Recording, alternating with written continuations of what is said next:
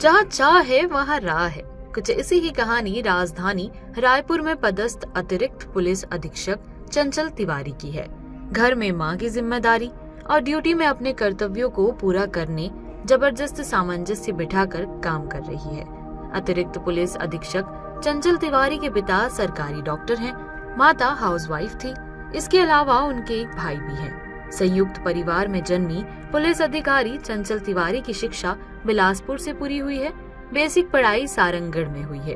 Bilaspur science college और CMD college में graduation और पोस्ट की पढ़ाई पूरी की। इस दौरान चंचल तिवारी का नेट में सिलेक्शन हो गया और असिस्टेंट प्रोफेसर के रूप में काम करने लगी। अतिरिक्त पुलिस अधीक्षक चंचल तिवारी ने बताया कि वर्ष 2012 में छत्तीसगढ़ लोक सेवा आयोग का परीक्षा परिणाम आया और उनका डीएसपी के पोस्ट पर चयन हुआ और विगत 10 वर्षों से पुलिस में सेवाएं दे रही है।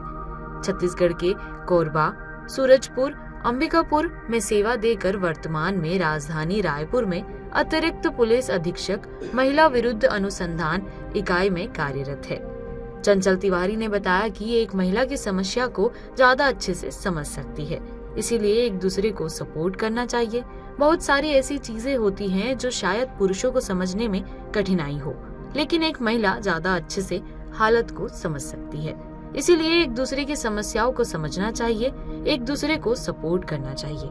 और जब कभी भी किसी को महसूस होता है कि पुलिस की आवश्यकता है तो पुलिस को जरूर बताना चाहिए और उनसे मदद लेनी चाहिए। मेरे पापा जी डॉक्टर हैं और मेरी मम्मी हाउसवाइफ रहीं, अब वो नहीं हैं।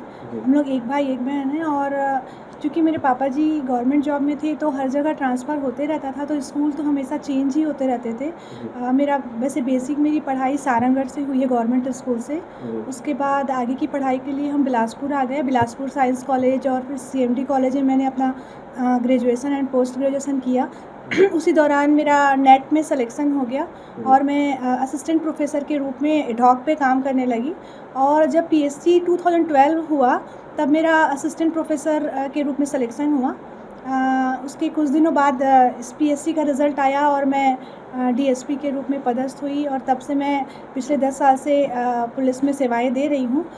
मैं इसके पहले कोरबा में प्रोबेशनर रही और उसके बाद सूरजपुर एसडीओपी और अंबिकापुर में एसडीओपी रही और एडिशनल एसपी के रूप में रायपुर में पदस्थ हूँ और यहाँ पे महिला विरुद्ध अपराध अनुसंधान इकाई में कार्यरत हूँ। और अभी वर्तमान में मेरी पोस्टिंग पीएचक्यू में सीआईडी में एडिशनल एसपी के रूप में हुई है। जी मैम, आपने बताया कि आप प्रोफेसर भी थी, तो यानी लोगों को जो एजुकेशन देने का जो प्रोफेशन था उससे फिर पुलिस डिपार्टमेंट में कैसा आना हुआ? यानी आपका कोई मन था क्या इसमें आने का, फिर तो सपना कैसा रहा? एजुकेशन डिपार्टमेंट भी बहुत अच्छा था, पर मैं अपने आसपास देखती थी महिलाओं की खासकर तकलीफ़। जैसा मैंने देखती हूँ कि बहुत कम ही महिलाएं सामने आकर के अपनी समस्याओं को रख पाती हैं, चाहे वो डोमेस्टिक वायलेंस हो, चाहे वो छेड़खानी हो, जो छोटी मोटी समस्याएं होती हैं बच्चियां महिलाएं सामने नहीं रख पाती हैं। तो मुझे लगता था कि ये वो वर्ग है जो अपनी बात रखने में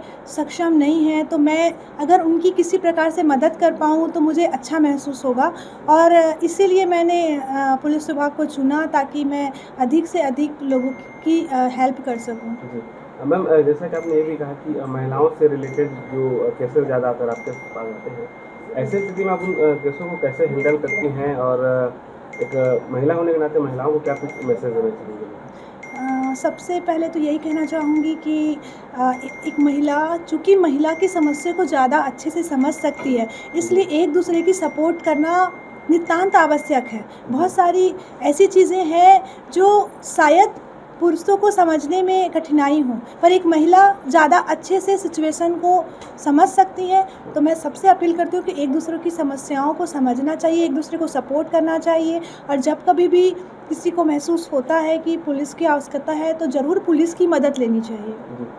मैम, रायपुर के कार्यकाल में आपके साथ कोई घटना है क्या जिसका आप जिक्र करना चाहेंगी, जो आपको लगता है कि कोई बड़ा केस था और आपने उसको अच्छे से हैंडल किया, अच्छे से उसमें काम आपने किया? हाँ, बहुत प्रकार की समस्याएं आते रहती हैं।